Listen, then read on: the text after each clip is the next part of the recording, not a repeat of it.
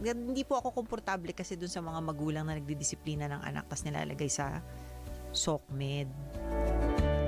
Kasi po, kung meron po kayong suggestion or tips or parenting tip na ginawa nyo po sa anak ninyo na nag-work at gusto nyo i-share sa mga either followers ninyo, hindi nyo kailangan gamitin yung anak ninyo sa video.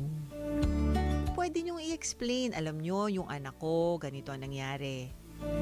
So, yung pinapagalitan nyo siya at dinidisiplina nyo siya at ilalagay nyo sa internet, forever na yan nasa internet.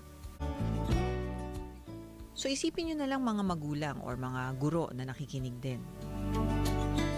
Kung yung mga pagkakamali ninyo, nung bata kayo, as a student,